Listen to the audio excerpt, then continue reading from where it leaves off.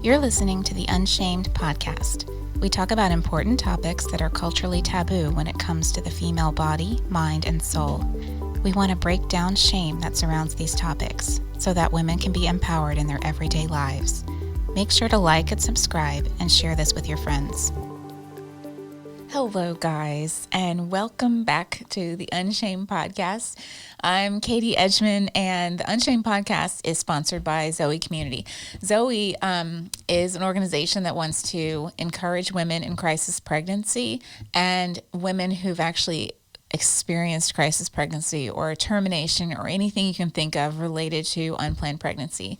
Zoe's there for those women, and part of Zoe's mission is having conversations in our communities about shame or things that are typically shameful about women's bodies and such. So that's what the Unshamed podcast wants to do. We want to have conversations with each other and share information and generally just make topics that are typically taboo on the table to talk about.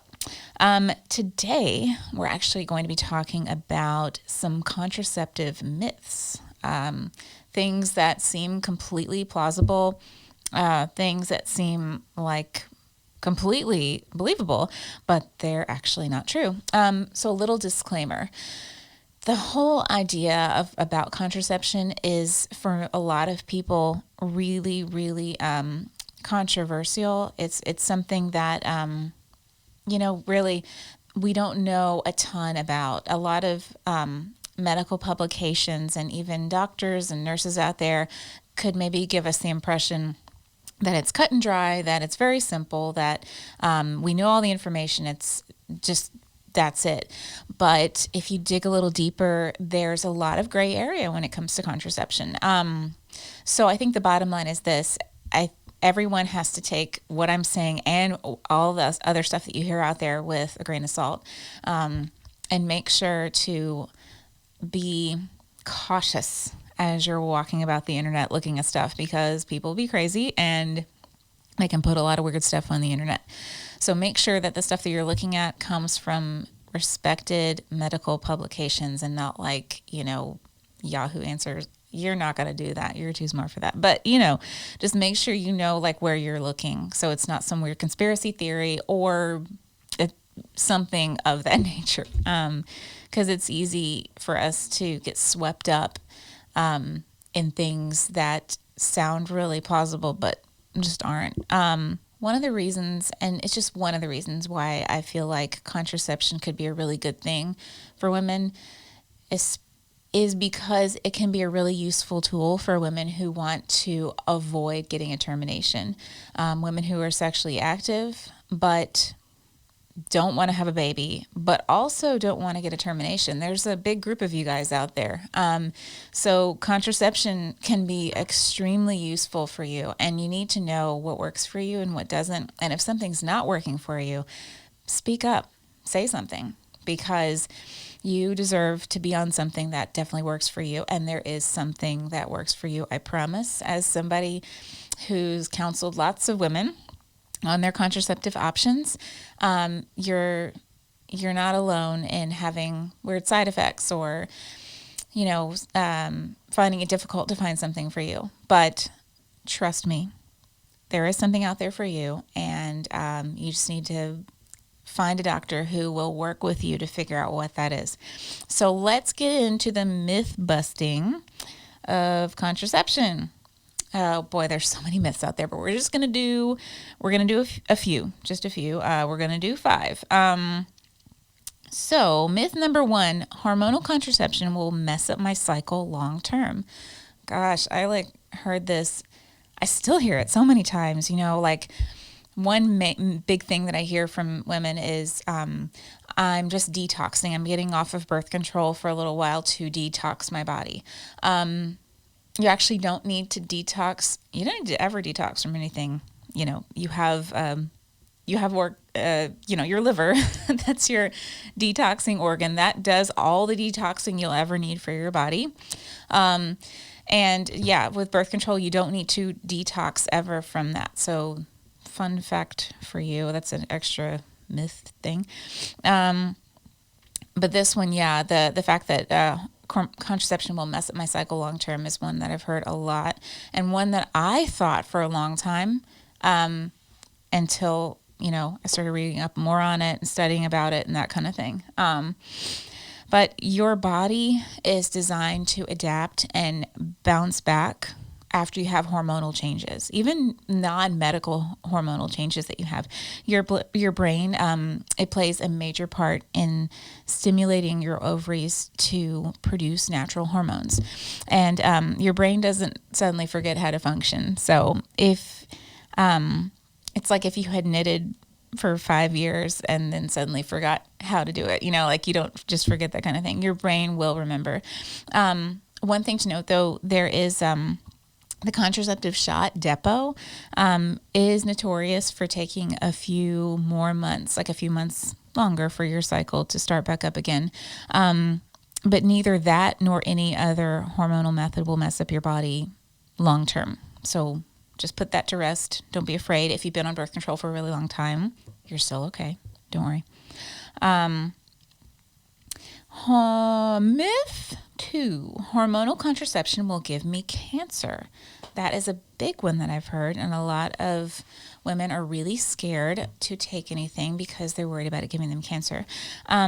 There's, you guys know, huge difference between correlation and causation.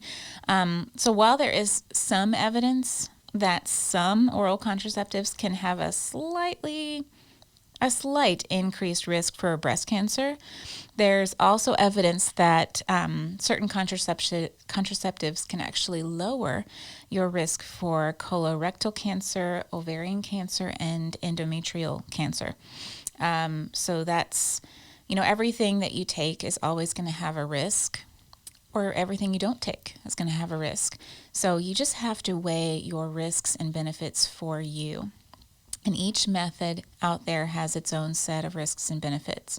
But fortunately, there's tons of methods out there. You just need to find the one that works for you. But don't let fear of cancer play a part, unless of course, you have a family history or a personal history with any kind of cancer. Don't let that play a major role in your decision-making process, because you definitely need to be protected if you're sexually active. So weighing the risks is definitely important. I'm going to put a link to a research study down at the bottom about this so you guys can read more. If you like this topic, or if you want to hear more about birth control, pills, shot, ring, patch, blah, blah, blah, all that, we'll definitely be doing more topics like that in the future. In fact, we'll be talking about, we can get into like the nitty gritty of benefits, risks, crazy stories, and all that kind of stuff about certain methods. So if you want to hear about a specific method, comment below and say, hey, let's talk more about like the shot or the patch or whatever. And we will definitely include that in our decision making, because you guys are special. Yes. So myth 3, the coil, so that's what we call in Ireland the coil, the Mirena, Paragard, or Kylena, is only for women who've had babies already. So this is one that is really old news, but, it could still be around. I remember when I was still practicing, we would really only recommend that women who've already had kids get an IUD because it was really painful and uncomfortable, and it was just really difficult to insert an IUD. I remember I had a colleague at the time who was like, that's bogus, like, that's stupid. I remember thinking, when she sounds like she knows what she's talking about, that sounds pretty good. I think I would rather have all women, be able to get these things. Well, it turns out she was totally right about many things. She's very smart. But the research has shown that women, adolescents up to whatever age, are encouraged to get IUDs. They're really great for women who maybe have health problems like blood pressure, headaches, different things that might make it difficult to take hormonal contraception. Or, you're like me and you can't remember things. So having something in there for 5 to 10 years that you don't really have to check on is very good. But I'm really thankful that recommendation of the olden days has gone the way of the dinosaur. Myth 4, I can avoid pregnancy if I stand up, pee, shower, douche, whatever after sex. This one is an old one, an ancient one. It's kind of fallen by the wayside over the past few years, which is amazing. But, it does make sense that if semen carries sperm, we wash out the semen, the sperm go with it, right? But every time a guy ejaculates, he releases 11 million sperm. So, that's not 11 million, passive, hey, what's up, guys? This is sperm on a mission. Their one job is to make you pregnant. So 11 million single-minded little swimmers, that's trouble. So they will get up into your cervix no matter what position you're in, or and yeah, whatever happens, they're going to get up there. Also, don't douche ever. I'm sure it's pretty common now that everybody knows not to douche, but I was in Tesco the other day and I saw a product for that, and I was like, oh, I can't believe they're still selling it. This isn't to badmouth Tesco. Tesco is wonderful, whatever. But just don't do it. Your body is designed to clean itself out. It's really amazing how we work. But your vaginal pH is a certain special pH. When we wash things up in there, squirt water, douche, any kind of, especially perfumed types products, that can mess with the pH. Bad bacteria come in because the good bacteria are gone, and then you've got a really uncomfortable situation on your hands. So just stay away from anything like that. And don't let a guy convince you that if you bounce up and down or whatever, that it's going to keep you from getting pregnant. So myth 5, pulling out is birth control, withdrawal, or whatever you want to call it. I had a colleague who used to call it pull and pray, because you'd definitely be praying for that to work. Interesting little factoid. In 2017, the Irish Family Planning Association did a study, or a survey, and it showed that 1 in 10 couples used withdrawal as a method of birth control. So it's not a good method, simply because, what we had talked about before, about how many sperm are in just one dosage, also because you never know when sperm are going to leave. You just never know. It commonly, we call it, or people call it pre-cum, or just ejaculate can just come on up there, and we have no idea when or where or anything like that. So we need to have a more effective method, or a method, rather than pulling out. So that's definitely a myth, that pulling out will help you at all. It won't. I'll put a link below to that, an article that was about the survey, so you guys can read more about that too. So we've looked at the 5 myths, or 5 of the myths. There's more out there, about contraception. So next time someone tells you a birth control conspiracy theory, just, you can say, no thanks, crazy, I'm good, so to look at the internet with caution, proceed with much skepticism is my recommendation. So look up the information for yourself, look at the links, look at more links. Let me know what you find out. If you look other places on the internet and find out something cool, put that in the comments, let me know. And if you're about to get busy with your guy and he suggests one of the myths as a way to get out of using a condom, you can have the confidence to tell him to show you some respect and dress for the occasion, So speaking of wrapping it up, I hope you've enjoyed this little myth-busting adventure. And be sure to click like and subscribe. Let me know in the comments what you think. More stuff that you want to hear about. If you have any myths that you've heard that you find weird, scary, hilarious, please comment away, because I always love a good story. And stay tuned next time for some conversations that we're going to have about lots of different things. We'll probably be talking to a GP about different kinds of infection that you might get.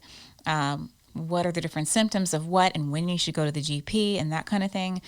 We'll also be talking about other conversations, not just related to the vagina, but things about mental health, things about social things that go on that might be shameful, things that might make us feel uncomfortable in our bodies. That's not good, and we need to go ahead and talk about these things so that we can continue to live as whole people who know who we are, know that we're worth it, know that we can live without shame. So stay tuned for next time and have a good day. We hope you've enjoyed this episode of the Unshamed podcast. Join us next time for another topic that we hope empowers you. Don't forget to like and subscribe and share this with your friends.